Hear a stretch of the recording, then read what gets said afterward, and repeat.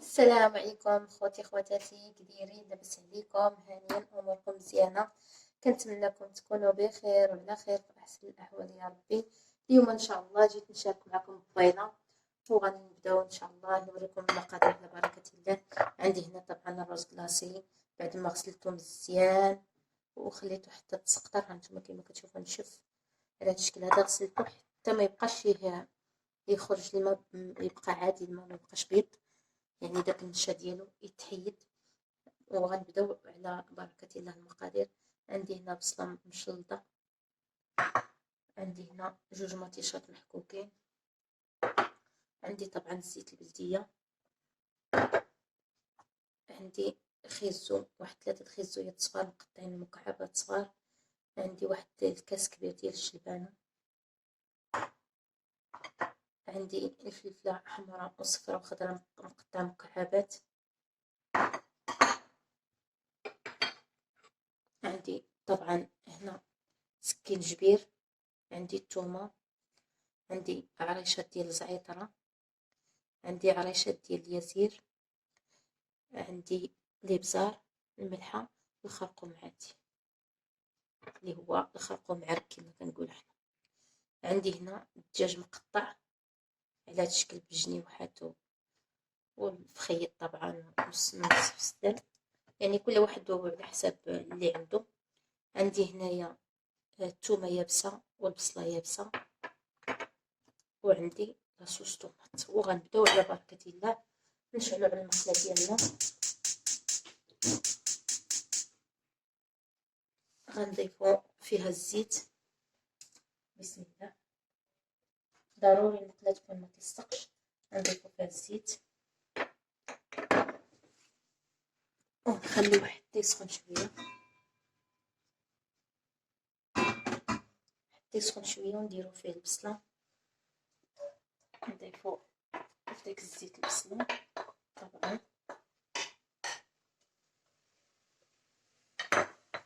وغنضيفوا سكينجبير اللي هو سكينجبير طري محكوك، كيجي في البيضه زوين. وغنضيف واحد المعلقه صغيره ديال الثومه، وغنضيف التوابل، غنضيف الملح، وغنضيف الابزار، يعني الابزار كيبقى على حساب الذوق. وغنضيف الخرقوم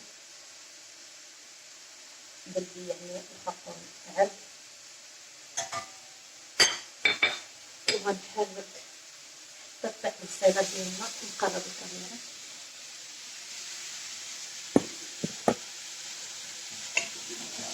نحرك حتى تطيح البصيله ديالنا مزيان.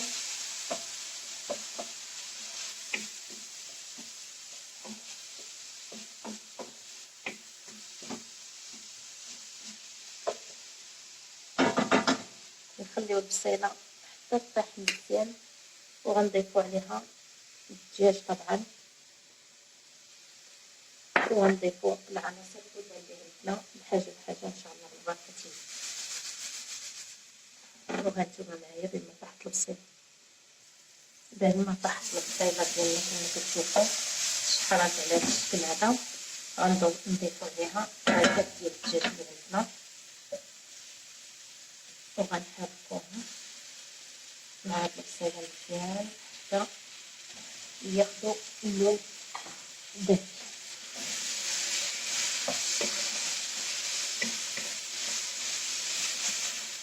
نحط شويه البيض، نخلوهم شويه يعني يتخلاو. وغندوز معايا هنايا الطيمون، كنخلو طبعا حتى الاخر، والكراميل حتى هو حتى الاخر، والقيمون مقشور ومتسيل، والفلافل مقطعين على هذا الشكل مزيان. وهانتوما معايا حتى تشوفوا ان شاء الله الشكل النهائي ديال البيضه ديالنا.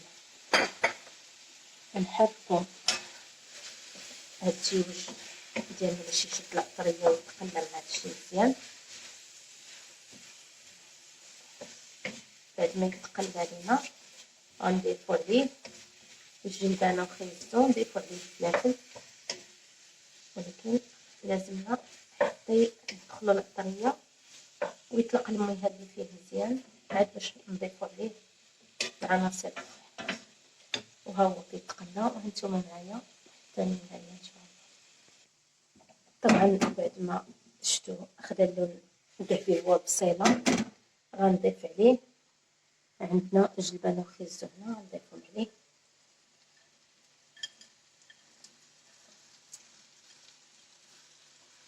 وغنحرك طبعا مزيان حتى تا هما يندمجوا مع الخليط الاخر.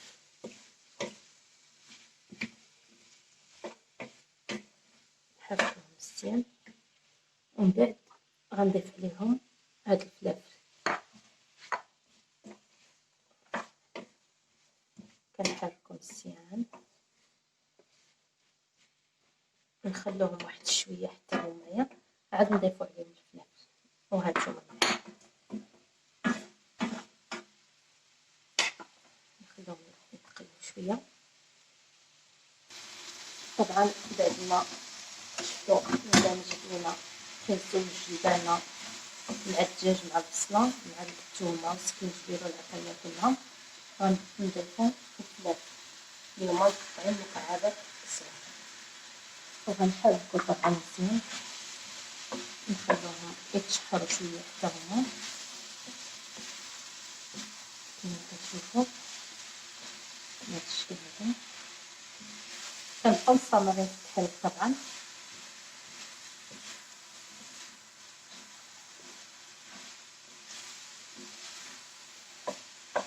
نخلوهم حتى هما واحد 10 دقائق وحنا نرجعو معكم باش نكملو طريقه التحضير.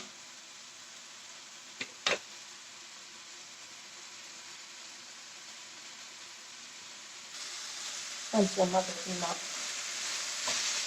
قلبت لنا العناصر كلها مع بعضياتها وشربوا ديك القامه مزيان ديك الثومه والسكينجبير والبصل خلوه على هذا الشكل هذا كما كتشوفوا. خلوهم يزيدوا شويه وعاد نزيدوهم ونديرو الرز. والكمون طبعا حتى كيقالب الرز يطيب يعني ما يبقى له والو كما كتعرفوا دغيا كيطيب. نخليه واحد شويه وهاني معكم نغطي عليه ونخليه واحد شويه. دابا ندوزو نطلعو عليه ونحركوه مزيان ونشوفوا العناصر ديالنا واش خرجت الماء اللي فيها يعني تقلات. هانتوما لازم المقله تكون ما تلصقش باش ما تحرقش لينا القامه. هانتوما كنجيب هاد السكيره هادي ونخوي فيها هاد القامه اللي هاد العطريه كلها اللي درنا في هاد التيوج وهاد الشيء نخو كلشي العناصر هنا كما كتشوفوا هنايا. وغنضيف المقله طبعا هنا وغنضيف فيها طبعا واحد 2 معالق الزيت كبار ماشي بزاف.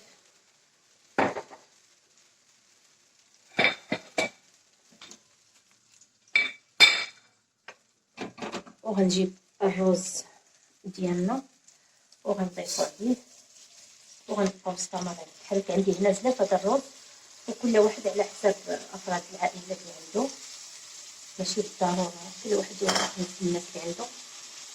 وغنضيف عليهم اليازير وغنضيف وريقات ديال الزعتره طريين طبعا وغنبقى مستمره في التحريك. البوطه طبعا تكون مهيله اللي يحب يدير الزيت يديرو واللي يحب يدير الزبده يديرها يعني كيبقى اختياري. انا عندي هنا روز كلاصي طبعا غسلته وشفتو مزيان. كنبقاو مستمرين في التحريك وكندوز ندير له شويه ديال الثوم والبصله يابسه عفوا شويه ديال البصله يابسه، واحد المعلقه صغيره ديال البصله يابسه،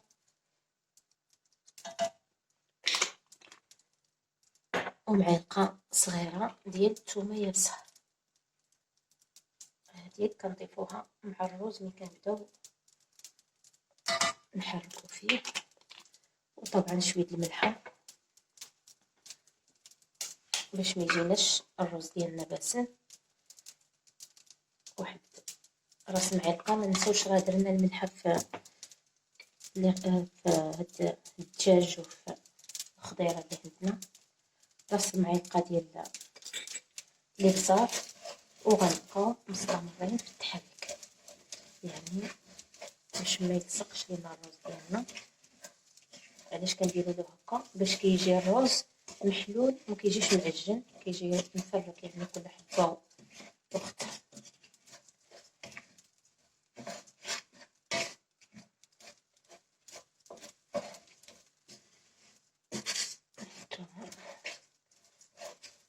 كنبقاو مستمرين في التحريك. طبعا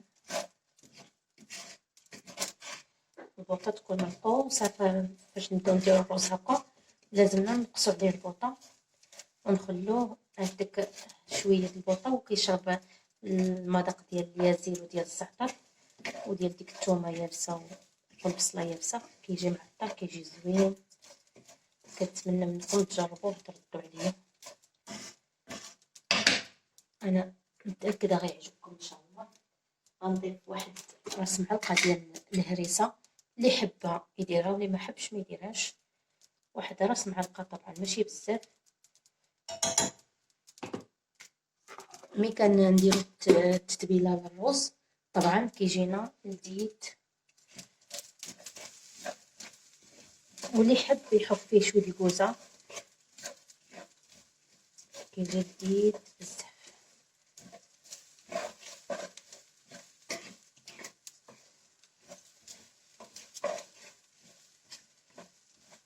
شفتوا اللون ديالو كيبدا كيتغير، يعني ما بقاش اللون ديالو صفر، بدا كيتغير اللون ديالو.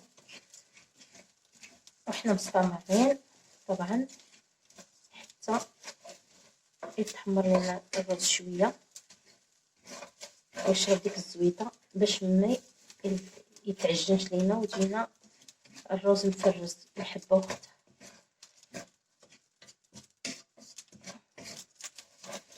يعني هي هاد الطريقه كطيبوه بها بلا حتى شي حاجه كيجي لذيذ، يعني كيجي هائل. غير بهاد التتبيله اللي وريتكم وتضيفوا عليه الماء وتخلوه حتى وكتقدموا طبعا مع خيدات ديال الدجاج مع حوت مع اي كان كيجي لذيذ هائل. وكنبقاو مستمرين طبعا حنايا كنحركو.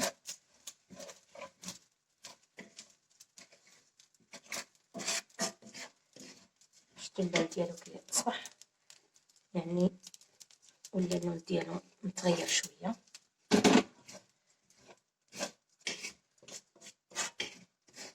نعطوه الخطر شويه، نبقاو نحركو يعني ما نزربوش عليه. والعافيه تكون طبعا مهيله، كل ما كانت العافيه مهيله كل ما الاكل جانا مزيان.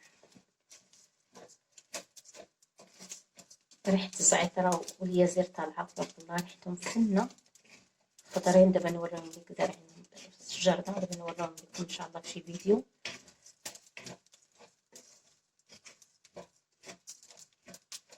ها هو الرز ديالي نشف، ما بقاش شارب لي الماء، كنحس به يعني في يديا تحمر.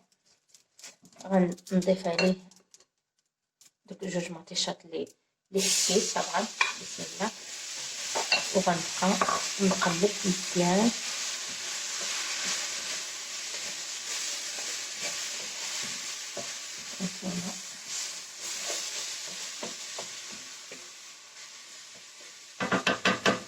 وغنضيف طبعا عندي هنايا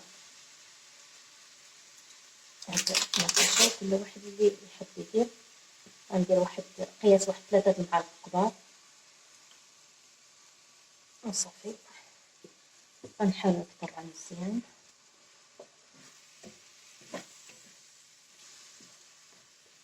وغنضيف هاد الدجاج وخيزو وكلشي اللي عندنا هنايا.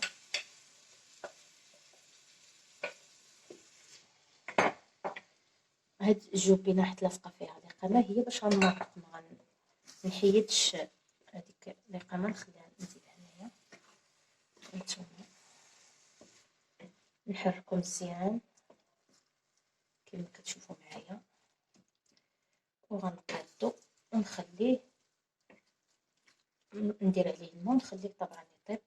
انا عندي زلاف هذا الروز، غندير 3 زلاف ديال الماء، ولكن دابا غندير غير 2 وغنشوف الا خصني الماء غنزيد الزلافه الثانيه. كفاوني 2. الله يجعل البركه، حيت الروز غسلته مزيان ورقدته في الماء، يعني يقدر ما يهزش ليا الماء. الا ما قدناش في الماء زعما وشرب الماء ساهل باش يطيب، كنديروا زلاف هذا الروز، كنديروا 3 زليف د الماء. دابا عندي زلاف هذا الروز، غندير 2 زليف د الماء وغنشوف. هو الصراحه كل ما طاب في الماء الكافي، ما زدناش الماء، كل ما جاتنا البيضه ديالنا بنينه، وكل ما بقينا كنزيدو في الماء كل ما جاتنا البيضه ديالنا باسله. يعني انا عندي هنا 2 زليف، غنحاول ندير 2 زليف حتى نشوف، حيت انا كندير البوطه ناقصه ونخليه يطيب بالملح. هانتوما كما كتشوفوا غطيت عليه بالماء طبعا، نحاول نحرك غير بشويه باش يدخل داك الماء في الروز ديالنا مزيان، وغنغطي عليه ونخلي البوطه منقوصه، يعني ماشي منقوصه حتى الاخر، ولكن بين وبين يعني معتدله. وغنرجع معكم ان شاء الله باش نضيفوا القمرون والكراميل ان شاء الله باذن الله. سمحوا لي عند بالي كنصور، ولكن التليفون ما كانش كيصور. بعد ما طاب الروز ديالنا ضفت القمرون والكراميل كما كتشوفوا معايا، وزدت على فكره زدت انا زلافه الماء، حيت هذاك 2 زليف ما كفاوش، زدت زلافه الماء وغنحركوها بشويه حتى القمرون والكراميل يشربوا هذيك المريقه، وغنديروه في اللاطه اللي غتدخل الفرن طبعا. وهانتوما معايا تشوفوا ان شاء الله كيفاش غيجي البيضه ديالنا. دابا غنغطيوها ونخليو القمرون والكراميل يطيب شويه ويشرب شويه ديال المرقه، وهنا معكم.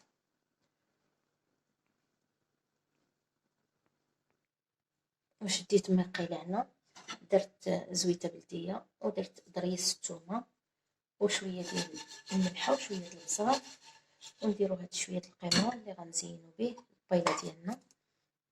نخليوه هنايا يتشحر لينا واحد شويه، يعني يشرب المليحه، نرشوه بشويه المليحه وبزيره، نخليوه يدار لينا هنا. وغنجيبو المقله اللي غندخلو الفرن هي هادي. نكحس شويه الكاميرا نشوف.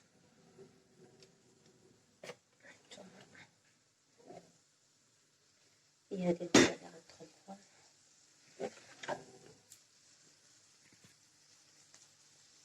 كما كتشوفوا معايا، وغندير فيها نخليها تولي باش تطيب، وغندير فيها طبعا البيضه ديالي.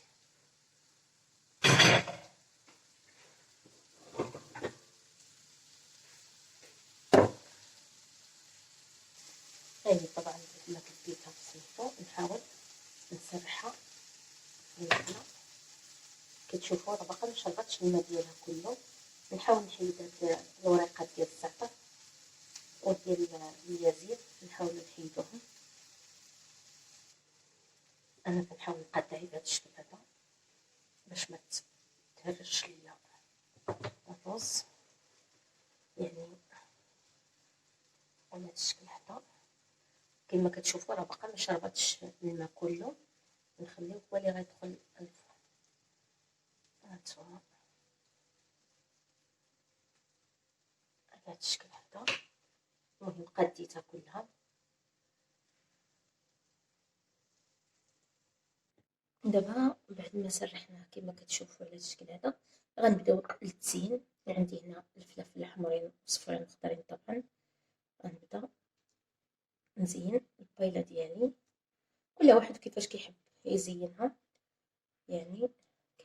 دياري تزين.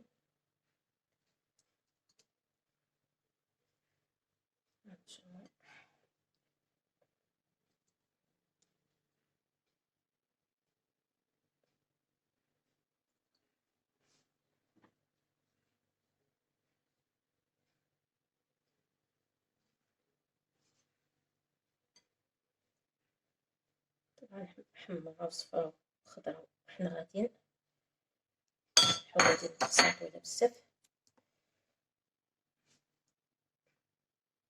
وحده خضرا طبعا، وغنجيب طرنشة الحامض،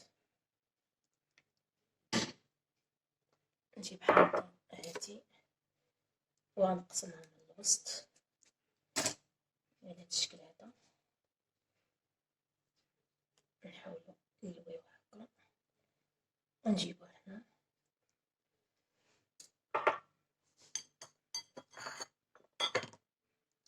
نقسم هادي على جوج، وغنجيب هاد القمران ديالنا وغنزين به الوجه ديال البيضة كما كتشوفوا. انا منديش الحوت البيض، واللي عنده اي حوت البيضة اي حوت عندكم ديروا فيها، يعني ماشي بالضروري اي حوت عندكم ديروا فيها، هي كل ما درتو فيها الحوت كل ما جات احسن. كتشوفوها بهذا الشكل هذا. نحاول نزينو كل واحد يزين بالطريقه اللي هو كيحب. بعد ما زينا البيضه ديالنا